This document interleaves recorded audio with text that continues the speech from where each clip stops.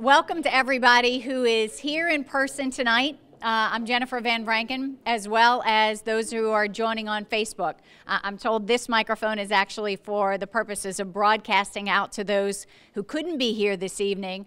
And we're just going to be self-projecting to you in the crowd. I'm standing back a little bit. I wanted to take my mask off. I know we're mindful of the mask mandate, so I'll stay a little bit at a distance. But I really appreciate each and every one of you who are taking the time. I know our lives are busy, so just that you're taking the time out to be here, we're very appreciative. I see my council colleague, Dominic Impastato, at the back of the room.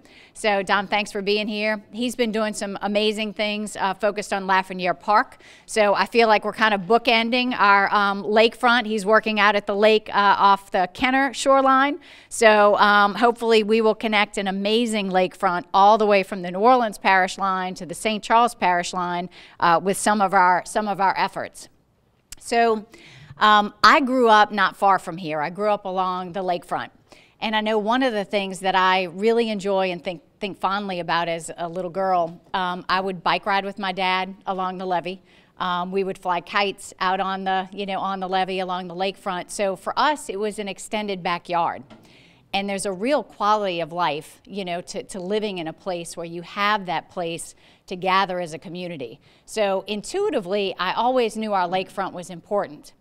But then when I had the opportunity to serve as councilwoman, we started doing, of course, some strategic things about how do we move Metairie forward, what do we need to be doing that's important, and we did something called Design Metairie, and I see a few folks in the audience who participated in that process, and it was planning for the future of Metairie. And one of the things that we learned, or were reminded of, I should say, is that our Lake Pontchartrain, is one of the largest assets that we have in Metairie, and yet it's one of the things we really underutilize the worst. And so that's what got the wheels turning. We know that our lakefront is important as a community, and so that's why we really started focusing our efforts on bringing really good things to life on the lakefront. So, you say, why is it important to us as a community? Why is it important to you? I assume most people in the room, your house is your largest investment. And so when you go to sell that home or when you go to pass it along to family members down the line, you want it to have its highest value. You want to have people who are continuing to want to be in Jefferson and invest in Jefferson. We want to continue to attract people here who want to raise their families, who want to establish their businesses, want to live here. And so economically, it's important for all of us. And then just the quality of life. We all want things that we can do that are good quality recreation and opportunities to get outdoors and enjoy the place we live not so far away. Things hopefully we can walk or bike to.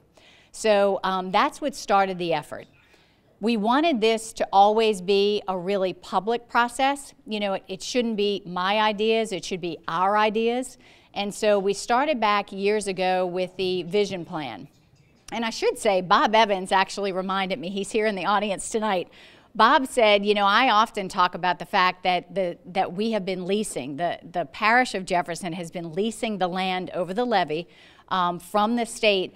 I always say since 1999 because that's a lease I look back to. But Bob said we've been leasing that land from the state since the 80s.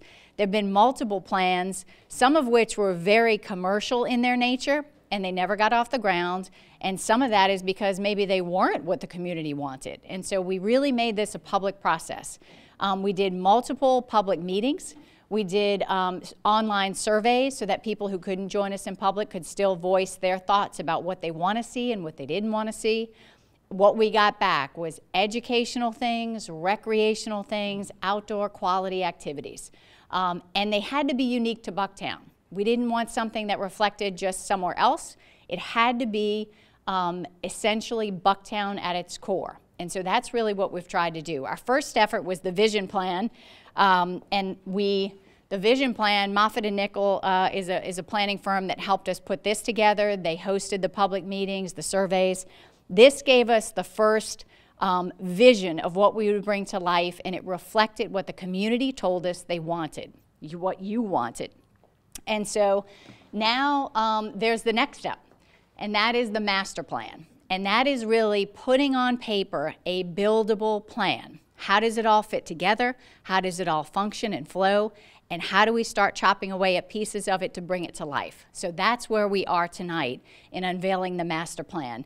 And Joey Furr is the landscape architect who has undertaken that.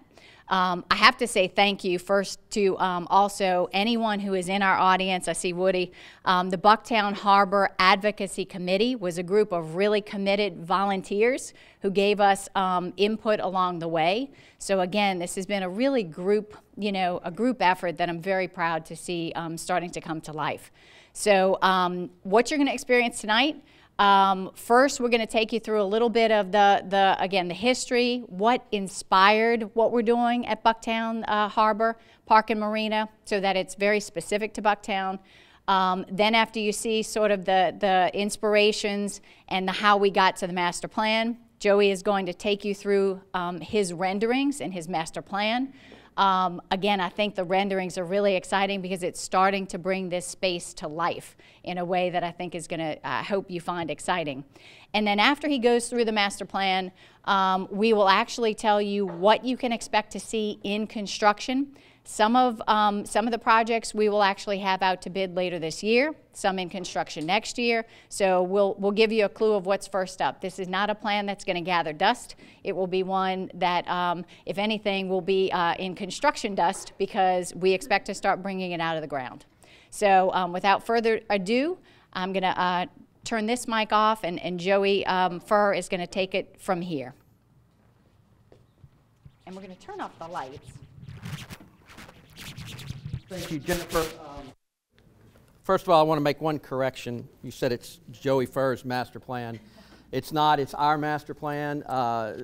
Jennifer and Jeffrey and Lauren and everybody in her office, as well as many of you tonight that are here, we've met with, we've talked to, and we've made decisions based on what the group tells us.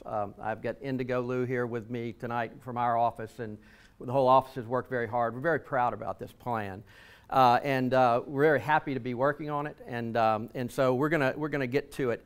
So as landscape architects, when we start a project, we start looking at all kind of stuff that's really probably not too interesting to everybody tonight. But we look at stormwater, and we look at vegetation.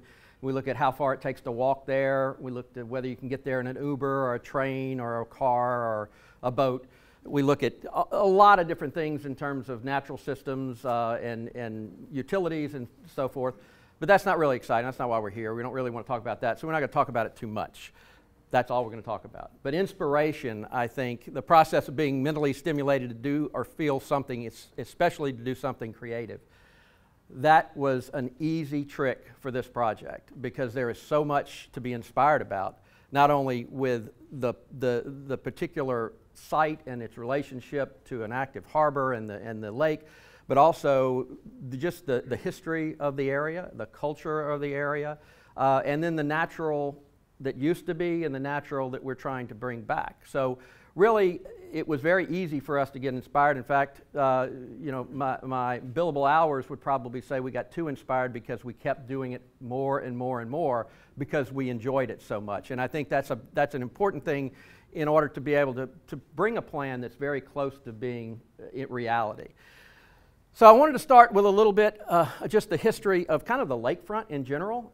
Most of you probably know, but New Orleans is drained by 3 major canals: the London Avenue Canal, the Orleans Avenue Canal, and Bayou St. John kind of tie together, and the 17th Street Canal. The 17th Street Canal is the largest, takes the most water. Pump Station 6 used to be at the top, then got moved down. Now it's been moved all the way to the lake. And then for a while there was the New Basin Canal, which has now been covered with Canal Boulevard. But each one of these drainage canals were kind of the backside, the back door of town. And they developed little communities along the lake. And those communities were special. They were different than uptown. They were developments or communities that made their living from the lake. A lot of people would go there from the city to have a good time, to do things that maybe weren't offered in the city, but people would go to the lake to hunt, to fish, to be their camps. And amusement parks got developed at Milneburg and Spanish Fort and West End. And of course, Bucktown is right there at West End, so kind of ties all of that together. But the idea that this was really kind of out of town on the lake, but these accesses to the city to bring the seafood in and to work the lake were very, very important in the development of early, New Orleans. So Milneburg in the 20s was basically over the water. The lighthouse was built about a half mile out in the water. You can see the stilted camps and one main walkway out there. So it was a very unique place, and this is Bayou St. John and Spanish Fort when the amusement park was there. The 1940s. This is West End. That's New Basin Canal, and you can see the bars in the 20s. The speakeasies were there, and so forth. So it was an interesting place to say the least. But I think there's a lot of that culture that kind of still exists today, as a place on the lake. So when the levees were not, before we built levees, which were necessary, life was different. The ability to walk out to the lake or walk over the lake to the camps, the stilted camps were all along the lake. Kids would play in the lake. It really was the playground. It was the ability to get and utilize that lakefront for recreational purposes. As the levees became a little more difficult, and obviously it kind of changed. The 17th Street Canal, as you see in the photograph here, used to be inhabited by the fleet, where people could come in and park their boats at their house or at their camp and go out. But all that changed as time went on. So West End and Bucktown, the site of the current harbor is here. And you can see the Bucktown Gap Bridge here. See if I can get the right pointer. This thing's fancy, but it doesn't always cooperate. So the Bucktown Bridge, which crossed the 17th Street Canal. A lot of people maybe don't realize that the parish line is actually a little bit on the other side of 17th Street Canal. And we have some waterfowl coming in right now to the lake. That's the living shoreline that we're building is already bringing in the ducks.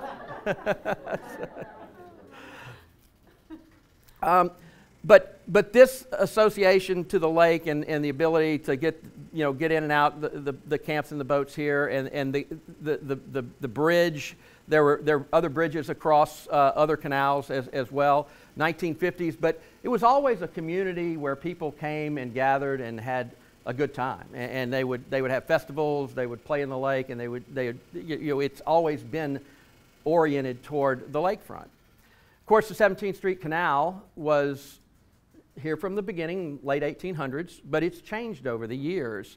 In the 40s, this was right before they started building levees, and this is after a storm.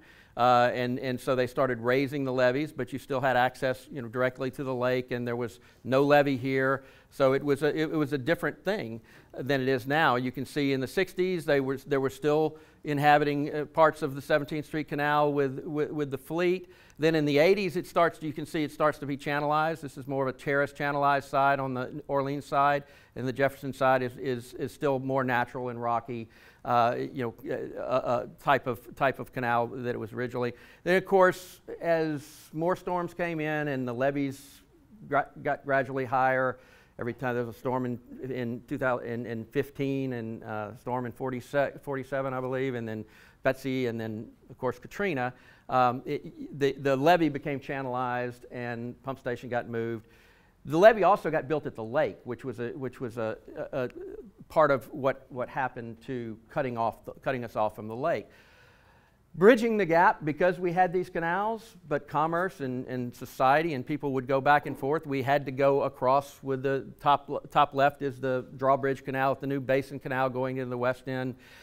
These are all different versions of the Gap Bridge, or the bridge that would bridge the gap down on the 17th Street Canal. Of course, Fitzgerald's and many restaurants and clubs were built out over the lake and over the canal right there, getting access to those.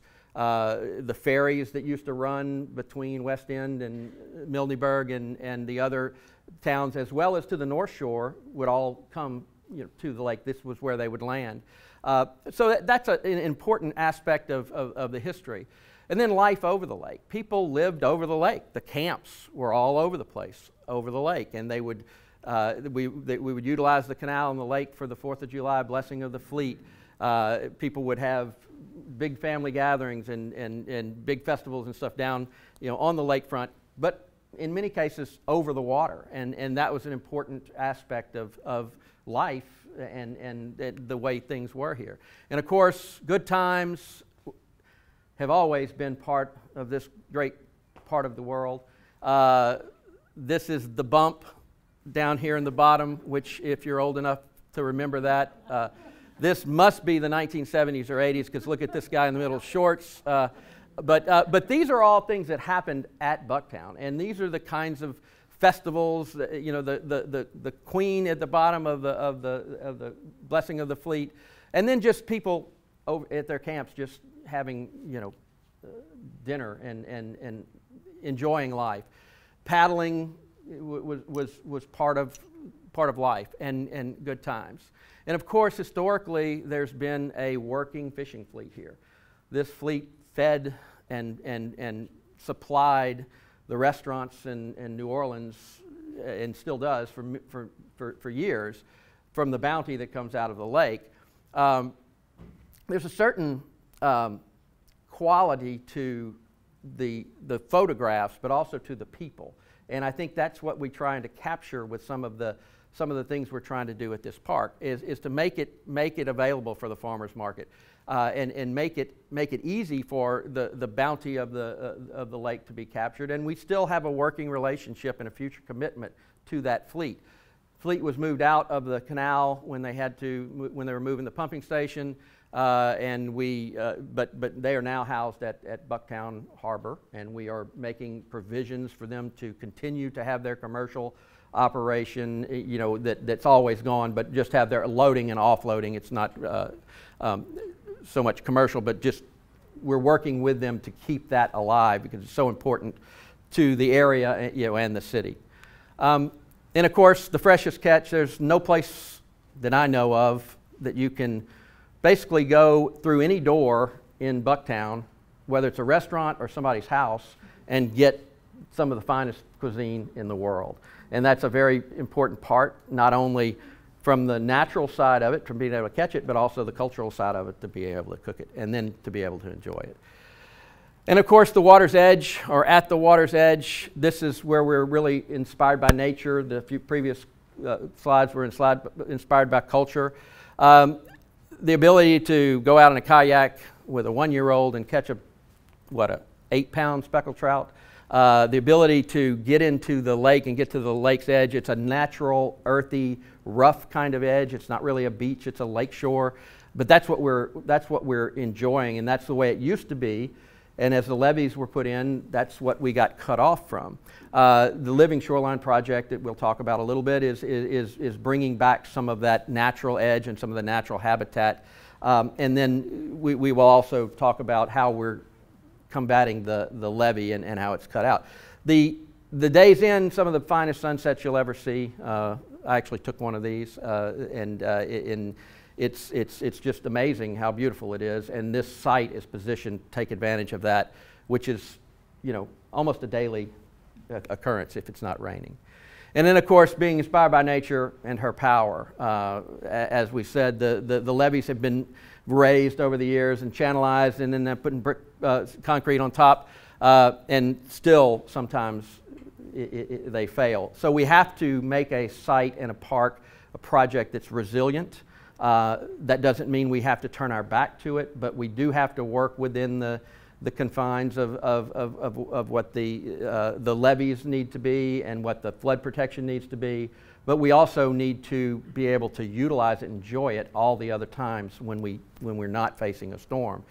Because the power is there, but there's beauty and there's so many things that we want to enjoy inside the levee. So the process of this plan, we started with the vision plan that Moffitt Nichol did.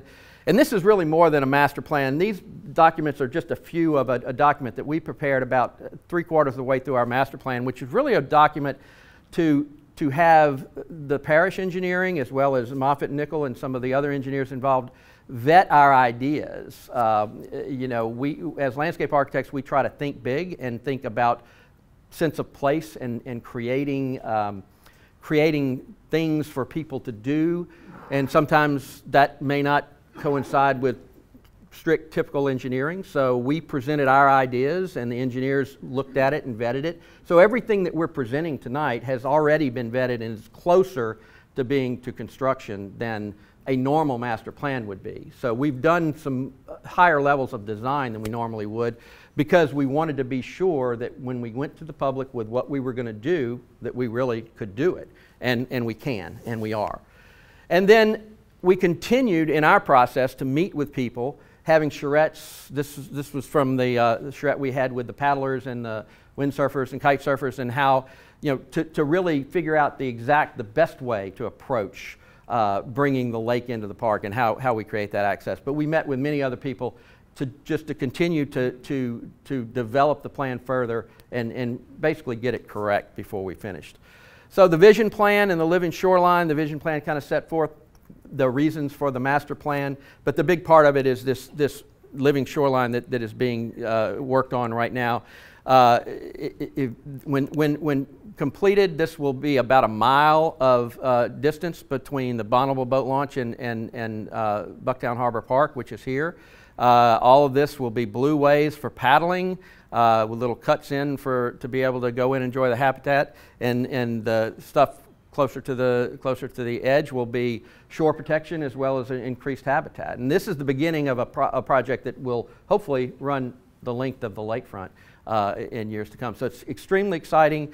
Part of this project has already been realized in the bird walk, which is the boardwalk that's been built out there. You can see we've already got an estuary forming. We've got people out there all the time walking, and that project has already been built and is an integral part in our plan that we're doing today. All right, so the master plan. I'm going to go through very quickly some general areas that we have designed in our plan. And then I'm going to go into more detail later. So I'm going to just kind of go through so we can orient ourselves to where we are.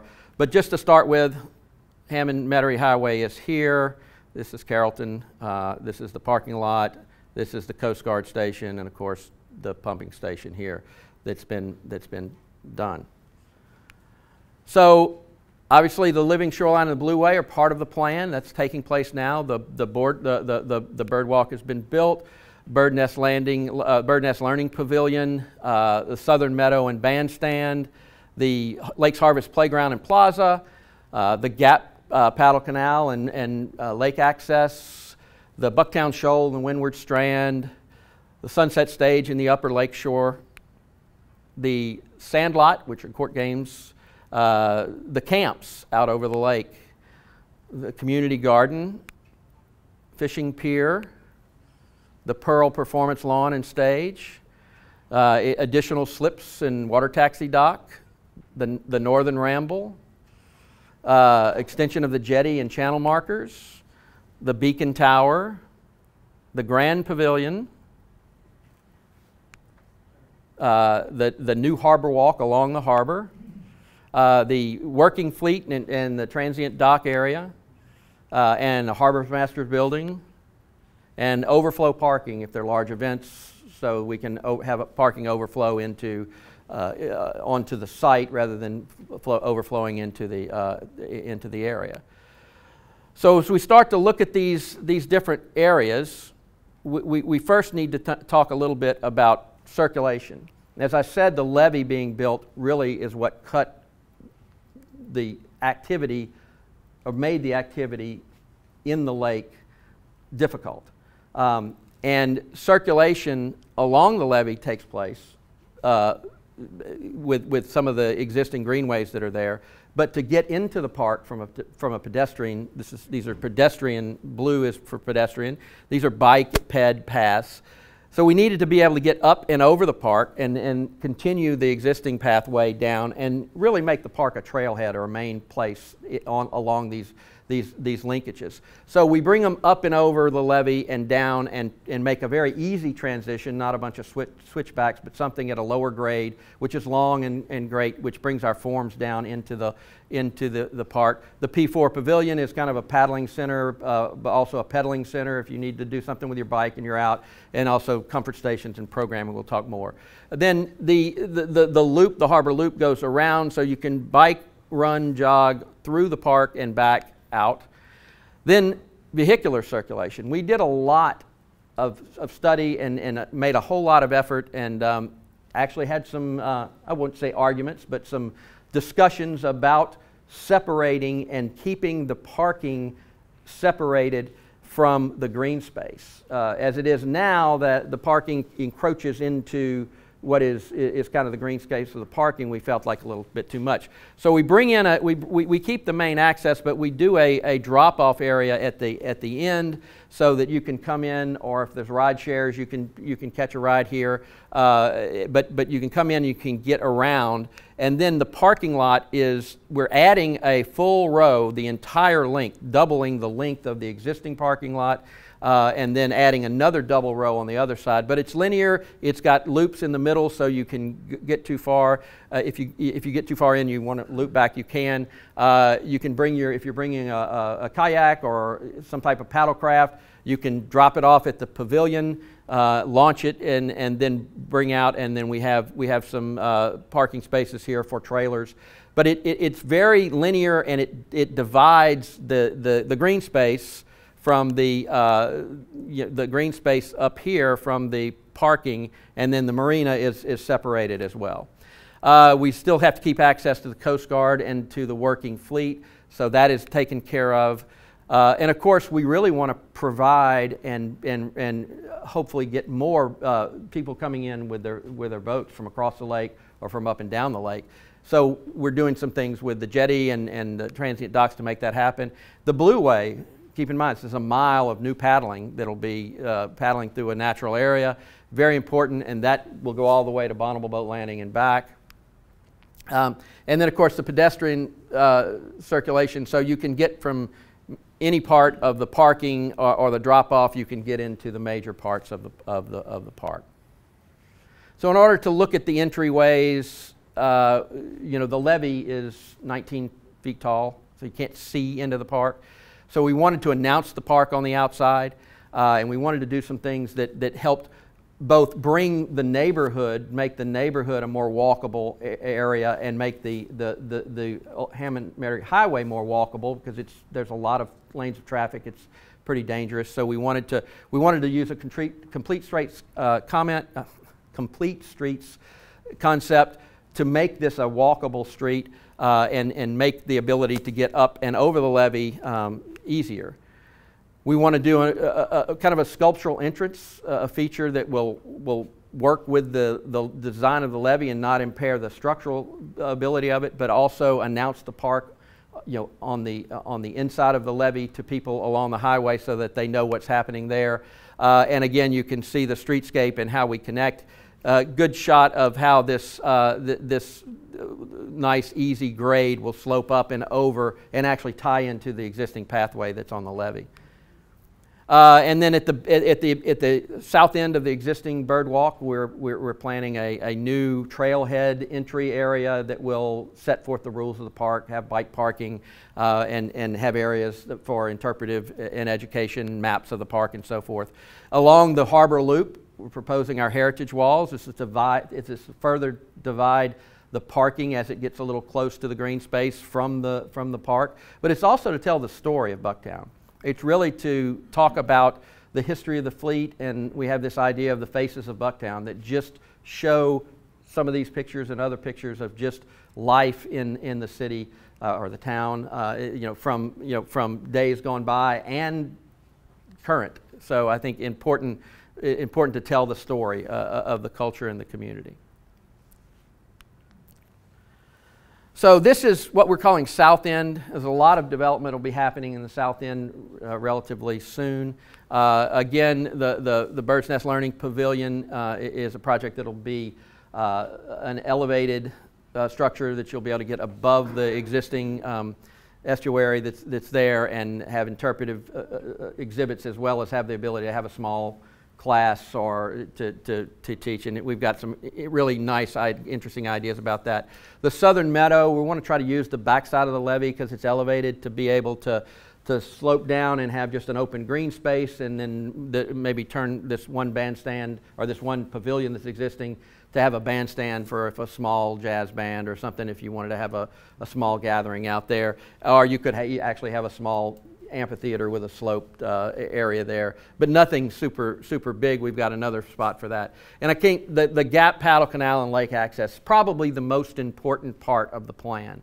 So we wanted this project, the whole emphasis of this project is to get to the lake, right? Because right now you can't get to the lake. You can't really put a paddle craft or a stand-up paddle vehicle or even a kite surfing in the lake in very many places. I don't know, with ease. And this project is about getting people in the lake. So we went through a lot of different concepts to figure out how we were going to do that, and the Paddle Canal is what we decided, it's called the Gap, and it is how we will bring people in. We'll explain a little bit more. The Lakes Harvest Playground is going to be a fantastic playground, and then we have the Bucktown Shoal and the Windward Strand, as well as the Gap Bridge and Bucktown Plaza. So this is the Gap Paddle Canal. So what we've done is we've created a lake bottom canal that is protected and resilient, that will bring the canal, or bring the lake into the park about 2/3 or so across the park. This has been vetted in engineering, and we're working on the project, but the idea is you'll be able to put your paddle craft into the water close to the parking lot. You don't have to drag it. You don't have to have a car driving across the green space to a launch. You put your paddle in and you're in the lake. The lake is just now in the heart of the park. And this is the way to the lake. But there also becomes spaces on the side.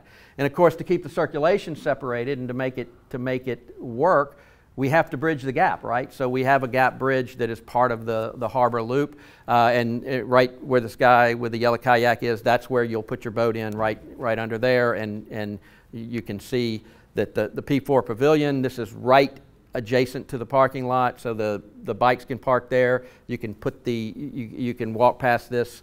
There may at some point be the ability to have an outfitter to meet here to do larger paddling groups and those types of things. So that's what the pavilion is for. This is kind of looking back. The playground is to the right there, and you're looking back toward the parking lot here. This is on the north side of the canal. And of course, the canal's got kind of two different sides, and this is based on topography, existing topography, as well as the functionality of it. So we've got kind of more of a lakeshore side with different spaces in it, and then we got more of a channelized side with terraces on the other side that make the elevations work out, but also gives you different types of abilities to either tie your boat up or pull your boat up on the shore and enjoy it, as well as to be down in that area. And then we're creating this lake shore that's really protected. One of the things that we were worried about is people want to get in the lake, particularly with small children, and the lake can be very rough. This will be a very protected area, and it will be shallow. So for the ability for people to get into the water in a protected situation, there will be these spaces along there that they can enjoy. And then the gateway to the lake. This is outside of the park proper. So this is kind of the end of the blue way. It's called Paddler's Cove. So the shoal. Whoops, I blew it. The shoal is the rock that protects the cove, but it also gives us an area along the lake to pull canoes and kayaks up during the day if you're resting, because it's a mile long. That's too far for me to paddle. But and then the other side, the windward side, is where the kite surfers and as Jonathan, one of the engineers, says, the adrenaline junkies will launch their kite surfers or their wind surfers and those types of things. But it does give this protective cove that creates this access into the Paddle Canal and into the heart of the park. The Lakes Harvest Playground is a thematic playground. It's really about what happens above the water and what happens below the water. So we've centralized this, and it's adjacent to the plaza. It's also very close to the Paddle Canal, so there'll be a lot of interaction between these spaces. It retains the green space kind of to the left on this picture, and of course at the top you can see the boardwalk and our entryway to the boardwalk. That's mid-park that we're talking about.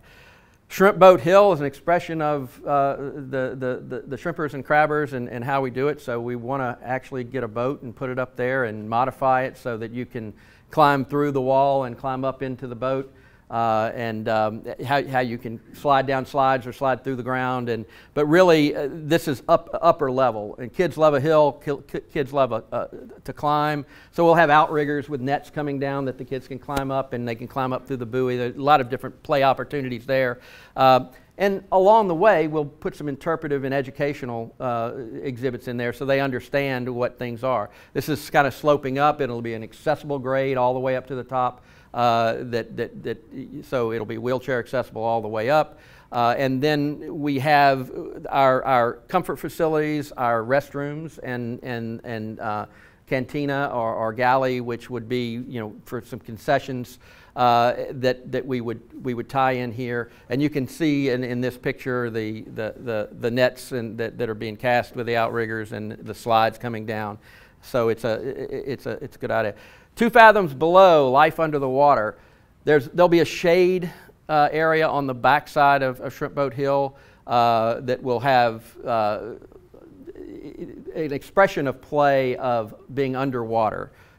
Sebastian the crab, I think is what Jeffrey called it. But play equipment and again interpretive or educational aspects with mobiles and fans, and maybe even try to make the bottom of the shrimp boat have its props be fans to blow some cool air in there. But it's going to be a super cool playground. We're really excited about it. And of course you could be the daily catch, because you could be down below and end up in a net and then climb up to the top. So I think the kids will love it, and I think the adults will love it as well. And of course this is the plaza kind of looking back at the galley, which is the concessions area, and you can see the gap bridge to the right. So you can see the relationship of this space is pretty important. So the north end is a little bit different. The activities are group oriented and more active, whereas the south end is a little bit more for younger people with the younger kids or families with younger kids. But the north end is just a little bit different. Our sunset stage and our upper lakeshore is a place to kind of enjoy the sunsets, but also enjoy the views on the lake and the breezes that you get off the lake, but away from the water, because this is up pretty high relative to the water level. But it does give you the great western orientation. The camps are built out over the lake, they'll be screened in pavilions that you can utilize to be actually in a camp and have your crawfish or your crabs or whatever you want to do, or sandwiches, or just hang out. So those would be built out over the lake. A nice big fishing pier. This is actually in the deeper part where there'll be more fish, and we'll end up doing structure below for the fish and to create that. But a pavilion, but ample room for many people to utilize it and to really be able to fish this area without having a boat at all, which is very important. And then the community garden, which is a garden that the Jefferson Beautification Commission is going to be involved with, and how we develop that as kind of a garden-esque end at the end of our driveways and parking, with maybe a labyrinth and many things that are just horticultural or more garden-esque oriented. And of course the Pearl Performance Lawn and Stage is a really interesting area, because it'll be kind of dual purpose and be available for large events or just casual laying in the grass, but festivals could be held there. The Northern Ramble is a little more natural, with walking paths and more intimate spaces. We'll plant a lot of trees there, and it's really kind of like a little bit of a natural planted lakeshore, but you'll be able to enjoy it with some pavilions and some other intimate spaces. The Grand Pavilion is a project that will be at first a home for the farmers market, but also a place where you can get out of the wind and out of the sun and out of the rain, and then eventually be able to be developed as an event space on the upper levels where you'll be above the flood stages that you need to be in order to have that interior space. But it's going to be a very exciting building that will, I think, really become a great asset to the park as it gets built and becomes usable, because it will have the ability to be very multi-purpose and give you protection if the weather does come up, because the weather will change quickly out here. The sand lot is bocce and a couple of sand volleyball courts, maybe some life-size Jenga, however you say that, but anything that you might want to do out in so this will be kind of a family playing area, family play area that will have some pavilions. The Sunset Stage is I think, the ability to have a small area where performances, whether they're planned or programmed, could happen, but also the adjacent areas where you can just go and hang out for the day and watch the sunset. There are a lot of opportunities for different types of events that could happen on the stage, but if you're just out there on a Thursday afternoon and it's sunset, you're probably going to enjoy it, maybe enjoying one of our sunset pods.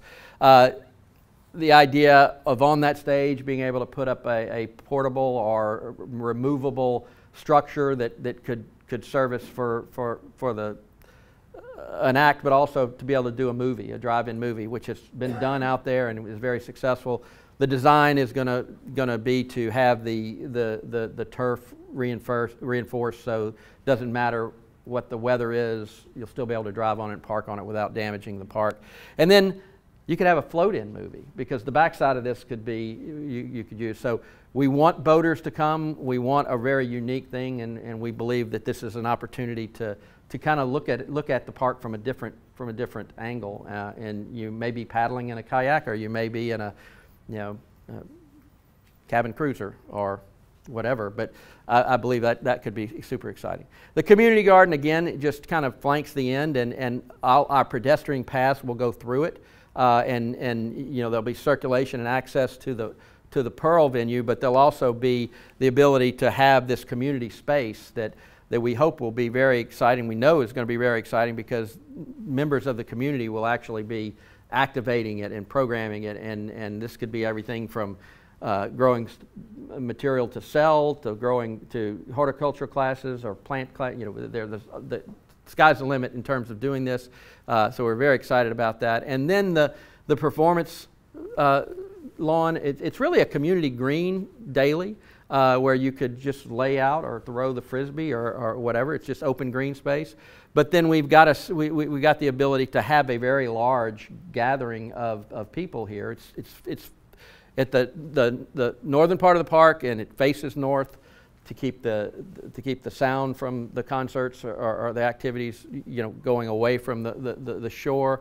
The little walkway at the bottom there is the walkway out to the fishing pier. It's kind of on axis, and the ramble is kind of to the left there. But you can see the stage is inspired by the old drawbridge that was at New Basin Canal. And so we want to do something that's going to be functional and have a lot of production value, so that we can have a big festival here, big events here, big acts here. But we also don't want to just have something that's closed off when it's not being used. So we've master planned and conceived it to be where you can pretty much lock it up and use it day to day. And if you do have a special event, then you make special arrangements to make it. And you can see just a very early concept for the Grand Pavilion in the background there. And you can see the axis of the new Harbor Walk. It moves the walkway in and kind of brings it on axis with the Grand Pavilion, and the Harbor Master's building is the building and to the very end with the red roofs. Of course, you can see the Coast Guard the overflow parking all shows up in this. And again, a thing to note about this particular slide is the parking lot will be treed, but we also it'll be a relatively green, or as green a parking lot we can make it. We're looking at potentially reinforced turf parking. We're looking at bioswales to clean the water up.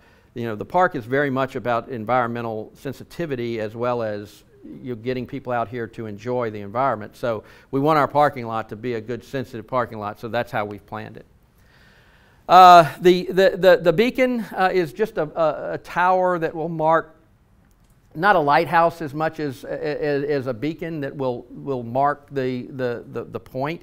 But we also are increasing the jetty at the end, which is going to help with the wave action that goes into the harbor. When we add the slips and so forth into the harbor, it's important that take place.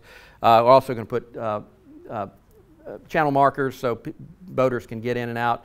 But the pavilion is an elevated structure that's going to be pretty high, that we want to be able to get a different perspective. It'll be a great spot to bring people, to explain to them the pump station and the history of Katrina. There's already ongoing activities out here when tours are coming and people want to know about it. You'll be able to probably see where the breach was in the canal, and you'll be able to explain that. So we think the beacon is kind of maybe has a lot of different purposes other than just being tall and high. But it also is tall and high, so you can get up there and have a different perspective. So this is our reclaiming of the lakefront playground, and this is the master plan. We've worked on this really hard. I think we're very proud of it, and we're very excited to take the next step. So I'm going to ask Jennifer to come up, and I'm going to turn my microphone off. Dropped it just with perfect timing, now that it's over.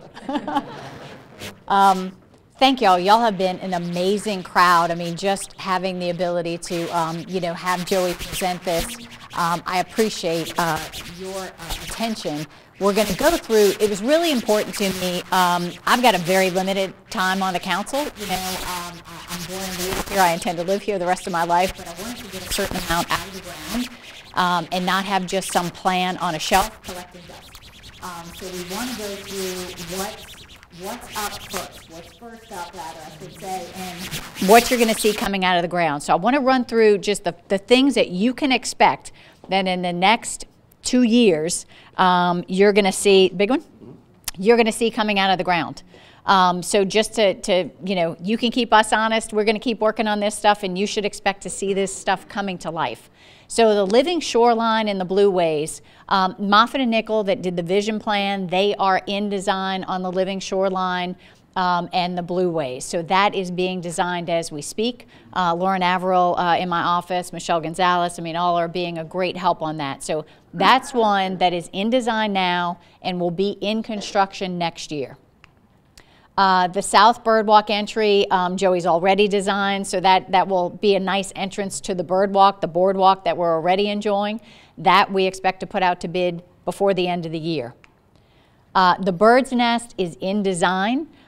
We have some great local engineers working on that, again, in conjunction with Joey. That's, when we experienced COVID, the fact that we all started looking for outdoor activities. This is going to be like an outdoor classroom. Kids can go there, teachers with groups, to be able, not a large space, but just so, a group of kids can look over that marsh area and learn about our environment from a different perspective, a little bit raised. So that's in design now.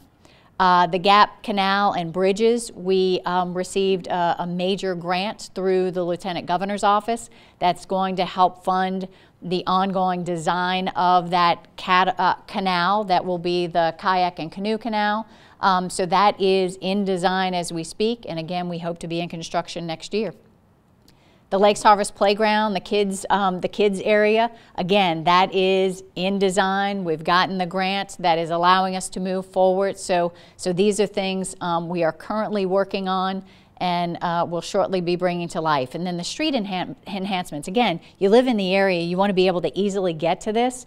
It's important to us that it had the right slope so that it's accessible to everybody, pedestrians, you know, people that may be wanting to get over, not in a car, but on foot from the neighborhood. And so that, as well as some enhancements at the roadway, because we want to make sure, again, this works for the neighborhood. Neighbors told us a long time ago there was an idea of a couplet where Lake would run 2 lanes going north, Carrollton would run 2 lanes going south. We probably need some traffic signals, all of those kinds of things that make this work for the neighborhood and the neighbors and getting in and out of this site. And so we have those actually, the engineers engaged, and they will start designing those things. So this is all the stuff that you will see coming to life in short order. I wanted to, and then the Grand Pavilion. We also, Tucker Crawford, I see in the audience as well, we've got a team working to design that Grand Pavilion, because we were out there one time in the winter. It was so cold and windy. We literally were looking so pitiful that the Coast Guard said, do you all want to come in and meet? And so they invited us in. It gets really cold and windy in certain months of the year, and you know it gets hot. So when we did the Bucktown Bash and the Blessing of the Fleet a few years back, it got so hot, I thought the poor priest that was blessing the fleet was going to pass out. You know, so to have a covered space and to have a little room upstairs like we do at most of our recreational facilities, where you could have a meeting, you know, with a little air condition maybe on the 2nd floor, but also just a covered space for the farmers and fisheries market. One thing I want to bring you through too, because this has taken a while to get together, but like Joey said, we did a constructability report where we showed the engineers the master plan, because I didn't want to unveil some plan that couldn't be built.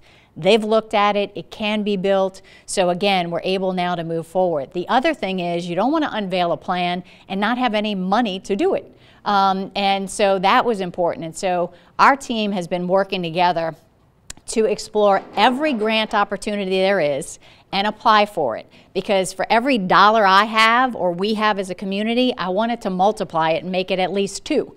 And so we have been working on grant opportunities, and I'm just going to go through that because it's really important to me to thank the people that have worked with us and are working with us to bring this to life. So that living shoreline we talk about, the series of breakwaters that will create the Blue Way and also create a more resilient levee system for us.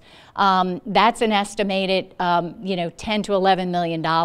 It's something we're looking at too with the Levee Protection Authority, because ultimately it makes our levee more resilient. So this is a really important pilot project for our area. We originally secured a National Fish and Wildlife Foundation grant for $250,000. That helped us get in design, and we used some of our local funding to match that.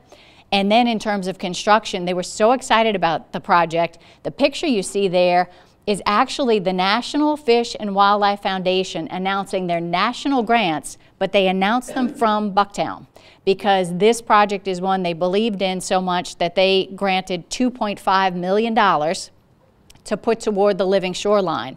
We combined that with $4 million of our Go Mesa money. And then this last legislative session, we went up to the state capitol and were able to get $500,000 in state capital outlay monies and $3.5 million in CPRA coastal surplus monies.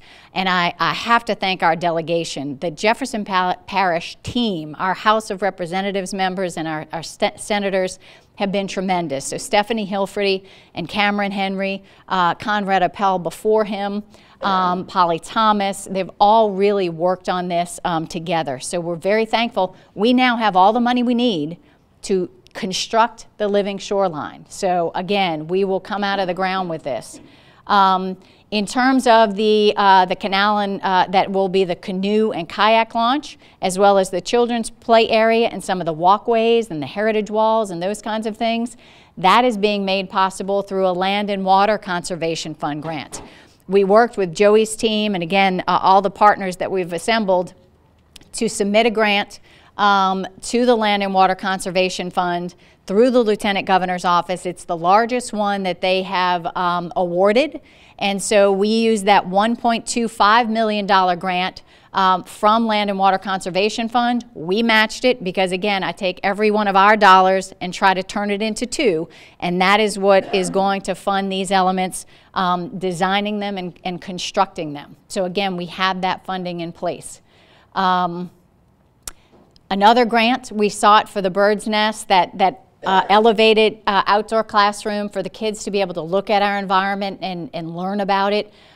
We worked with our community development department and used CDBG funds.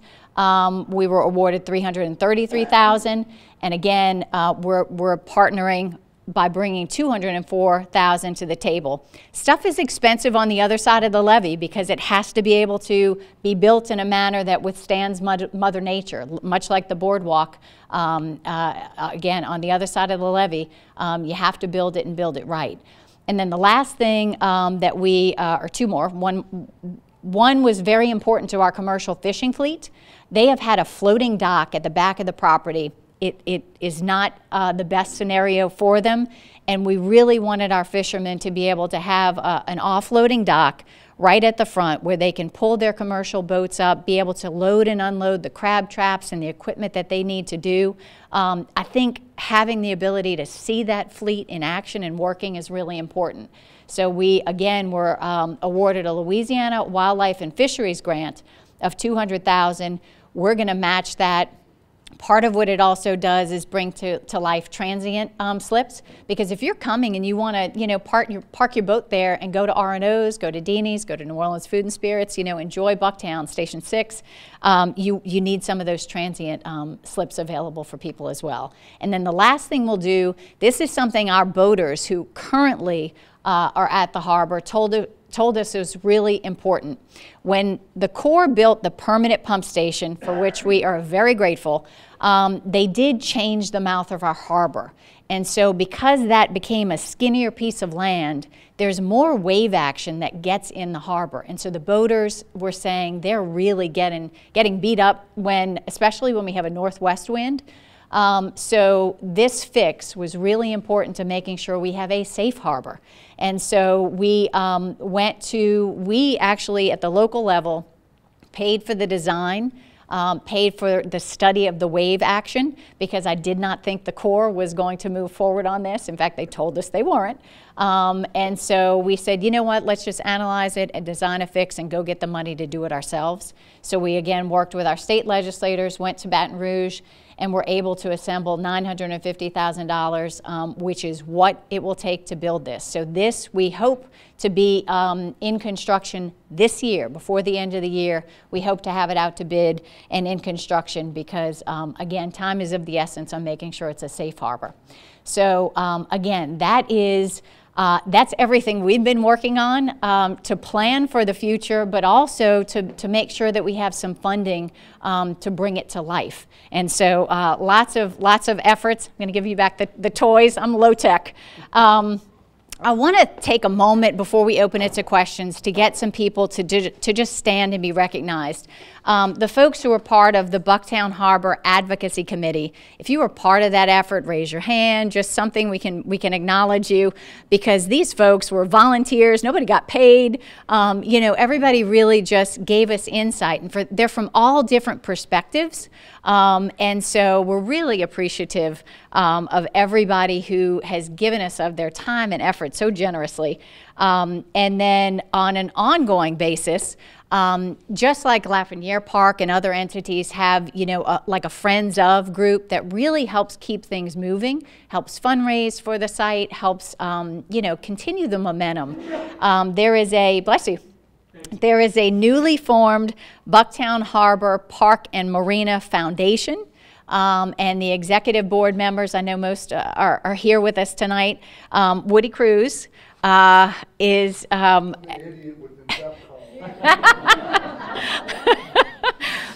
Woody is always there for comic relief, as you see, but also great leadership. So Woody has agreed to be the president of the new foundation board. Mark Schexnayder as well. And Woody and Mark, you all worked together on bringing the original boat slips to life. So I know y'all have been at this site for a long time and are passionate about it. Mark has agreed to be the vice president of the new executive board of the foundation. Katie Wyndham is our secretary. And Katie was with a school right near by, and again was excited about, I think, some of the recreation and education, and now is in a new role but still has that passion. She's going to be the secretary.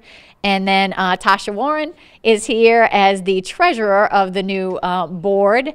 And so again, I'm so appreciative that this really has been a community effort, community lift, and that there are folks already committing to carry it into the future.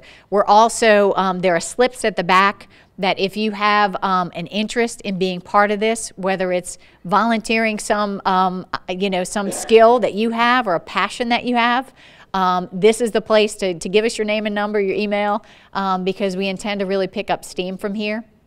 And if you want to just stay informed, I mean, this is also the time to just tell us, hey, I'm interested, and just keep me up to date from here. So Stephanie Hilferty, I see Representative Hilferty in the back. Thank you so much. Representative Hilferty has also been helping us with money for the pumping station in the area. So again, all kinds of good stuff we've worked on together. I'm just appreciative, and I know our recreation department, Mario Bazile, who's the director, Leo Webb, couldn't do it without him. This is a recreational site at the end of the day. It's about bringing good quality recreation in a way that's going to educate people about our history, our heritage, our environment, and so we're really excited about it. Now you've heard certainly enough from us, and we want to give you the opportunity, whatever are the questions on your mind, the thoughts you may have, feedback you may have. If you feel comfortable expressing them publicly, go ahead and do that. If you want to reach out to us afterward, we're easy enough to reach to by phone and email, so I respect if some of you want to do it that way. Just let us know if you have a thought. Yes? Yeah, by the way, I'm very impressed with everything you've presented. Thank you. It's very exciting. It seems like an awful lot to be done. But are there any, and this is not related directly, but obviously in the beginning of this you brought into the history, Yes. the next door neighbor is West End. Yes. Do you know, does anybody know anything about what may happen at West End? And if so, Yes. is there any future way of connecting the two together so that those in West End can partake of what's here and vice versa? Yes. So the question for anybody who's listening is out of this room. We all heard it in this room. But the question's about West End and how does West End connect to this site? How does it work together? Is there any effort underway on bringing back West End? So yes, yes, and yes. We are working with, in fact, Stephanie Hilferty has been for several years now working with myself and now Councilman Joe Giarrusso, who's my counterpart on the New Orleans side of the 17th Street Canal. Before him, Susan Guidry. So we started working on this several years ago. We started working at started meeting at RPC where Maggie is and was gracious enough to host the group. West End is it involves the state because it's reclaimed water bottom. It involves the city of New Orleans, and it involves Jefferson because part of it is actually in Jefferson Parish along the water's edge. We needed to come together and figure out what's the future for West End and have those conversations with the Corps and the Flood Authority and a million other folks. So we started that a few years ago. We went through an effort of what do we envision being there. What the Corps has said is you can build on what used to be the parking lot. You will not be able to have restaurants rebuild on hundreds of piers in the water because now that pump station, the output is where those restaurants used to be. So we started going through the motions of, okay, what can we put out there? What would be the maximum height? You don't want anything, we didn't think too high. So 65-foot height. We started envisioning what kind of mix of things. And that vision was, again, put together in something you can read, available on the RPC's website. But we envision a mix of some shops, some restaurants, maybe some condominiums for people to be able to live on those upper floors, parking, a common boardwalk so you can walk along and enjoy the water. We just started meeting again because COVID put a stop on some of those meetings. But last month we met again with the city and the parish, And we have several meetings scheduled for this coming week. And we are hoping that we can answer all the questions we need to about the site, like what kind of infrastructure is under there, because it's been a staging ground for the Corps. So we need to make sure the water, the sewer, everything is still okay to get to the site. And then we would put out a public solicitation to say, developers, this is the piece of ground, you know, these are your limitations, these are some of the things we'd like to see, and then have them submit that back. And in a public vetting process, and then probably have a top 3 and narrow it from there, as you've seen in some other, you know, other things that have recently come to life. Our hope, I mean, I know Stephanie and Joe and I have, and the city, the mayor's office has been supportive, the parish president has been supportive, so we hope maybe year and a half that we would be able to put out that solicitation. We've got some legwork to do first. I know my husband and I were driving out there on a really rainy night, and the water covers the roadway. So again, you can't have a developer build until you know that you can get there. So we have some legwork to do still, but the plan is to bring that back and to have restaurants, commercial, that kind of stuff on the West End site. Ultimately, we would have a pedestrian bridge connect the 2 sites so that there is some synergy, and you can, you know, enjoy recreation, then go grab a bite to eat, and back and forth. So that would be the plan. We also, the idea of water taxis from here to there, or, you know, the ability to take a little short boat ride over, you know, is part of, again, it relates to the history, but it also makes a functional solution to something that is currently not functional, mainly because of the pump station, but we've got to have her. So yeah. We need to work with it. And that's not something, I wouldn't be working on the water taxi, I think, from the government end, but certainly if some developer needed that to make it work, it might be part of someone's proposal. And it was part of our history. That's something new I learned when I saw those images. So, you know, interesting to me. Byron. Bike path from Yes. Jefferson to Orleans. And yes. Somewhere. So again, Maggie and the Regional Planning Commission, RPC, have been of great help, and we have done a lot of that legwork as well. So RPC put out a solicitation for engineers, and Linfield, Hunter, and Junius worked on looking at the bike and pedestrian paths that exist in New Orleans or are planned, same thing in Jefferson, and how do these 2 sites connect? And so we've already done that exercise. We also had to figure out how do bikes get put out onto the bend in the roadway, and how is it safe, you know? So all of that has been done. That's another plan that you can read. But we do have that connectivity planned out. And the vision is for, you know, for you, yeah, to be able to connect from either way. The lakefront should feel, you know, seamless for bike and pedestrian traffic. So that's been done. I can get you a copy of the report. So, and Maggie, anything you want to add? That's your area of expertise. I'll just say that it's still the conceptual one has been done. And yes. So the final design and all that still has to happen. So, you know, these public works things take time. Yes. But yes, everybody's on board. Yes. The 2 parishes, all the entities, the Yes. flood authority, they're all involved in that. The bridge would be behind the pump stations, not connecting directly over to the restaurants like it used to, because the new pump stations are right there where the bridge used to be. Yes. And so then since it comes down on Lake Marina Drive, that makes it complicated with safety, you know, so that we change it to that roadway. Right. So it's kind of a big thing, but everybody's working on it, and it's yes. going to take a little bit of time to come. And that's a good correction, that the idea of it has been done, but the design has not yet. But at least we've, you know, started looking at that to get that ball rolling. Yes. Comment on the plans. I mean, I'm very impressed with them, a lot of thought, and I really appreciate sort of the planning of it with reference back to how the community originated yes. and the things that made it a community, yes. and then embracing really all the natural attributes yes. there. So just really appreciate the thought and all of the preparation, and particularly with securing the funding. I just really can't thank you and commend you enough for all of the legwork. Thank you. Really great. I appreciate that. And we're open to input as we go. You know, we knew, again, we did Bucktown Bash out here a few times, and the Blessing of the Fleet, and, you know, that really kind of got us started on how do we make sure this works for the community. You know, it has to be our backyard. And so we're always open to input in that regard, too, as we go. Yes? Yes, so first of all, a lot of great work on this.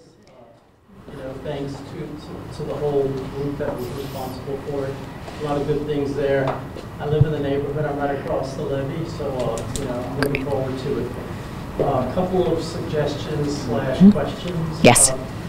There's quite a large number of areas for performances that the gentleman mentioned as he went through this, including a sound stage that's pretty close to the levee there.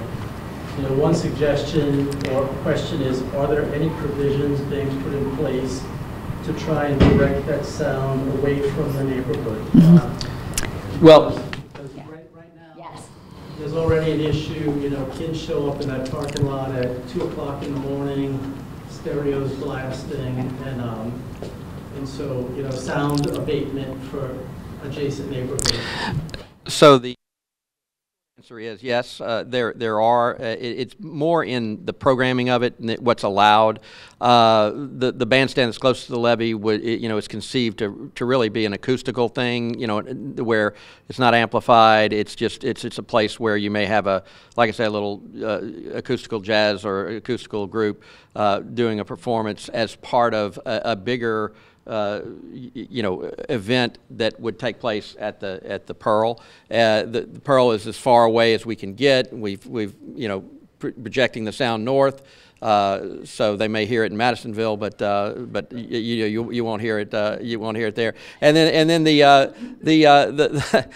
Sunset Stage is really again more of a it's not going to have the production value that's necessary for a really loud, event. It's really more of a quaint deal that, we may have the movies and stuff there, but of course it's east-west oriented, so it's not going back. So we did consider all that, and really the bandstand, we call it a bandstand. It's not. It's the pavilion that's there, but there is the ability to utilize that for a small, type gathering that would, but again, we wouldn't allow amplified music, in that particular spot. Okay, so. Great, thank you. That's the first Yeah. question. Did you have something to add, Jen? Just that, again, I think it is important. Joey pointed all the sound from the largest gathering area that we would use for like a Bucktown Bash, pointed toward the lake rather than at the neighborhood. And I know Sharon Hanahan with JBI is here, and they're working on the community garden as well as other JBI members. I see a bunch of you.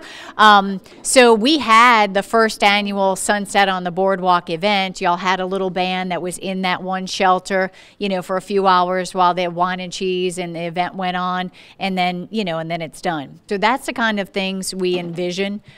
So again, everything is pointed in the opposite direction, and that's what we, that's what we intended, so that the sound largely is going out toward the lake rather than, at the neighborhood. Okay, good. That's good to know. My second question / Yes. suggestion, is there any provision to put like a closing time for this facility, especially when all of these great new things, it's going to be very appealing to lots of people, and most parks have some kind of cutoff time where they're closed. That's something, and I know Leo with our recreation department and Mario are here. I've talked to them recently because, again, in a few regards, we always have to have access available for the Coast Guard station. So we're going to have to work with them so that if there's any gate or anything, they always have to be able to have access 24/7. So it is different in that respect, in that we can't close it off like some of our facilities because the Coast Guard is here. So we'll have to work with them to ultimately see what's possible. I have already talked with the recreation department about maybe having some nighttime patrols. Maybe we need a JPSO detail that's out there overnight so that they're not doing donuts in the parking lot. I know right now, that's happening all over. I mean, it was happening on a major street in New Orleans. So I've already had that conversation that I don't want that to happen. And so if we need to have some details, then we need to budget for that and make sure that there's someone there making absolutely certain something like that's not going to happen at night. So we're having those conversations. Leo, you want to add anything? The only thing I was going to say is that we probably would wind up something like Lafayette Park, where we would probably have our own patrol detail, and we would control it that way. That's what Great idea. what we do at Lafayette Park. Yeah, great idea. And a harbor master ultimately as well. Some of it will be open, but some of it will be patrolled by a ranger. Yeah, know that it's on our radar, and so it is one of those things we'll continue the discussion on. Is it our own security? Is it JPSO? But something so that we know, you know, and even some of the small vandalism that we've had, it drives me crazy because you build this nice boardwalk, and then their kids are pulling the caps off, or, you know, they're pulling a bench up to move it, you know, that's bolted to the ground. I mean, it never ceases to amaze me. Yeah. Yeah. That is definitely part of the discussion. We'll just have to figure out what is the best way to do it, or a combination of those things. Yes. The main stage where the Pearl. Yes. You plan on having a venue or pavilion concert? I think that's yet to be determined for sure. Question is, when I'm looking at this, there's such a small amount of parking. Mm-hmm. So that means the overflow parking goes to the city. So that means people walking to and from there is huge. Yeah. That's a horrible thing in mid-city and all the other places I live, is that being, because I can imagine walking these streets in and out for a concert. We have looked at parking for that type of event in terms of, you were adding a significant number of parking spaces to the place already. We also have the overflow parking, you know, at the levee, which is basically dedicated for that, which we can put hundreds of cars there, and then we are reinforcing most of the turf areas that will also be able to. So the idea is to park many cars, and when there is that event, then basically the entire park becomes dedicated for parking as well as the event itself. And depending on how big it is or what it is will depend on if there are any parts of the park that are not parked on. But we are going to do some things to make overflow parking inside of the park, so we limit any over the. And the other thing that we did in terms of, as we designed that turnaround or drop off, is that's for people to be able to come in and be dropped off and picked up for ride share, or other, you know, if we end up having to bring in people in buses and a trolley from a remote place where there's more parking if we wanted to. So we've got a lot of the ability to handle a lot of that. It's just logistics that have to be, you know, considered. And someone that's doing that would probably be a promoter that is doing, and so they would have to work with Leo and those guys to set forth, you know, what we're talking about. But and I'll just add that I see everything as being, you know, right size for this space. So, you know, it's not, again, it's not a huge space. It's not Jazz Fest, right? It's not Uncle Sam Jam. This is not Lafreniere Park. I mean, it's a smaller, you know, it has to be a smaller scale.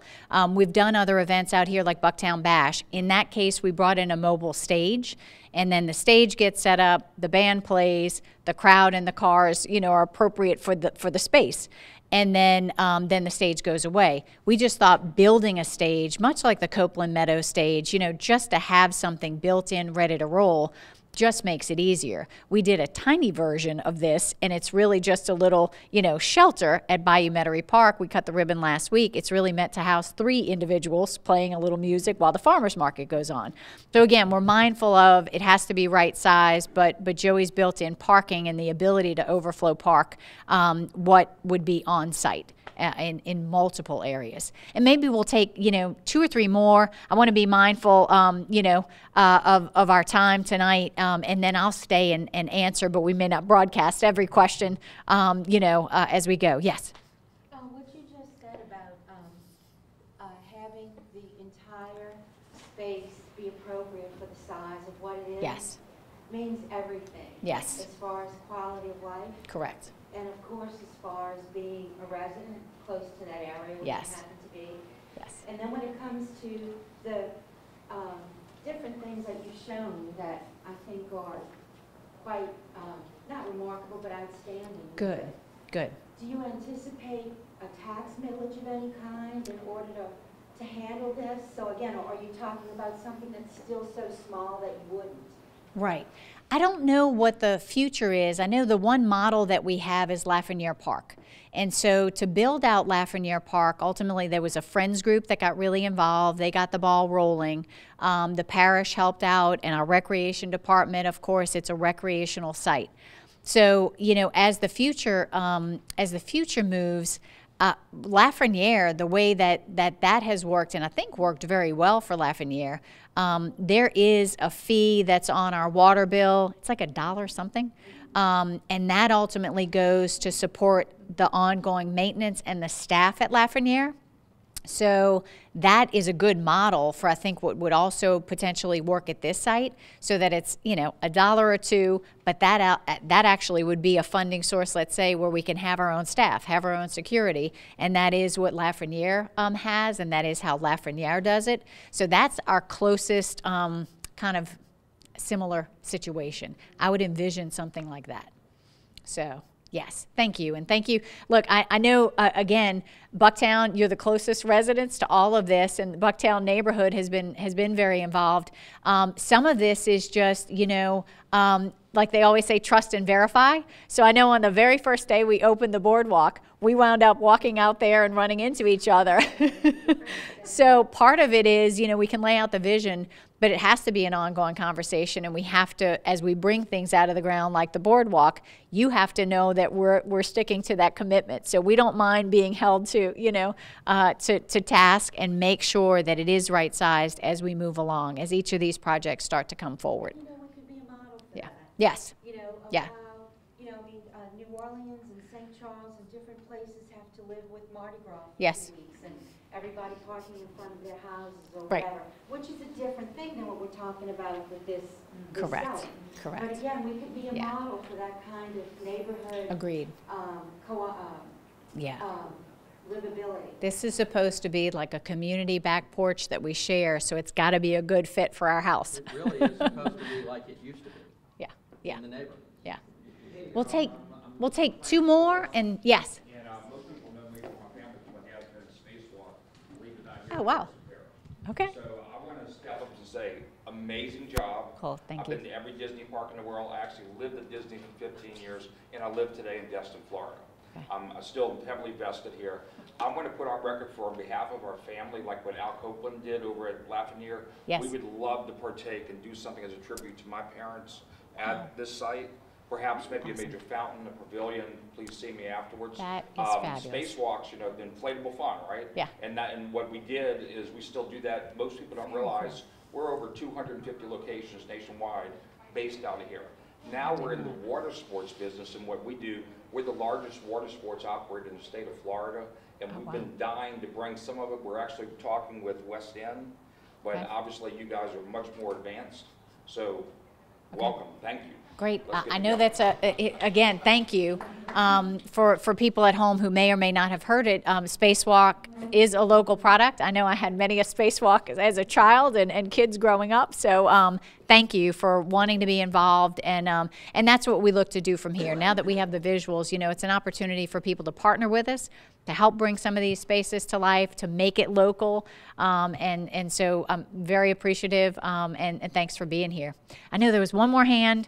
And then we can end maybe the public portion, and I'm happy to stay and answer questions. Yes. Yeah, so I'm Alex Furr. I live on Chickasaw, so like right where that street, Old Town behind it turns. And Yes. so I think this is beautiful. We're on the lakefront all the time. Our fish kayak, we kind of muscle our way through the rocks, and we do a lot of the things that y'all are talking about enhancing. And so this is, I think, just to know y'all are observing the behavior of people who are living there. Thank you. Enhancing that is really wonderful. What I would just suggest, and I look at this plan and it's very obvious that it stops at the levee, is to think about how it connects to the neighborhood and how people can get to the neighborhoods and from the neighborhoods. I know that, you know, right now our neighborhoods are very small, right? The streets are narrow, they're not curved, they're not, you know, really enhanced for pedestrians. And so I would say to sort of make sure that we're acknowledging that there may need to be traffic calming and a more pedestrian environment within the neighborhoods themselves, because you're sort of creating more street traffic, and that's great, like in terms of eyes on the street, you know, but to kind of make sure that we're thinking about that neighborhood environment as well, with an increased foot traffic or potentially increased car traffic.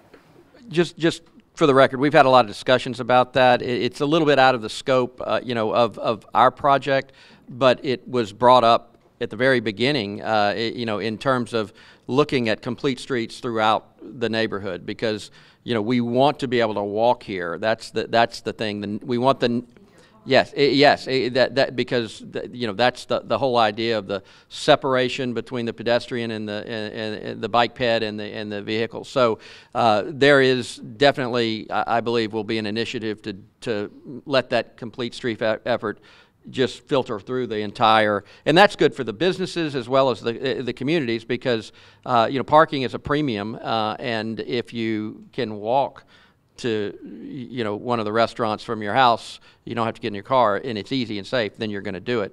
And you know, hopefully that'll be the next step in terms of planning while we're doing the rest of the stuff. We didn't talk about it a whole lot tonight, other than the stuff, we are doing that stuff along Meadow Highway, but that's exciting too. But And I'll say from the perspective of traffic through the neighborhood, actually it was the Bucktown Civic Association at a meeting several years ago said there was a study of a couplet, the idea of a couplet. And again, that preceded me, but we were able to dust that off, have it updated, and that's what our engineers are looking at now. So the idea is that so that you don't get traffic through the residential streets, because so many now go to the end, you take that turn, you're going through the neighborhood. The idea really is to have the traffic light, the signal at Hammond Highway at Lake, and then another at Carrollton. And if you have two lanes going north on Lake, 2 lanes going south on Carrollton, signalized crossings for cars and signalized crossings for the pedestrians, those 2 streets are the most intense. That's where the most businesses are, you know, and so the idea is to have them work as a couplet, and to have the majority of the traffic go through those in an orderly fashion with traffic lights and signals, and same at West Esplanade, you know, to make sure as people are coming out of the neighborhood or entering the neighborhood that it's all planned. So that couplet is a separate effort than the master plan, but we have an engineering team working on Hammond Highway and an engineering team working on West Esplanade, and how all of that will flow to minimize the impact on the neighbors in the residential streets. But that's an ongoing conversation. That's why, again, please, if you're a neighbor, if you're interested, then we can continue that conversation as we move forward. I can't thank you enough, and the team. Oh yeah, okay. So if you're leaving here, or if you're at home, again, we do want everybody to get on board and you know, help us row from here. So there's an email, ahoy@bucktownharbor.com. That's one you can send us an email. Fill out the forms that are at the back if you want to tell us tonight how you want to participate.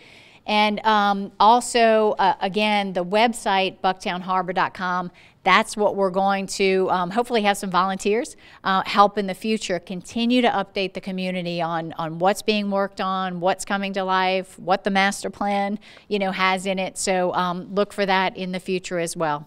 Thanks to everyone on the team, and I know I see Lauren and Jeff from my office who work on this every day with me, in addition to Michelle Gonzalez, who's played a big part in this, and all of the team of volunteers and others who have helped. So thank you all so much. I appreciate it.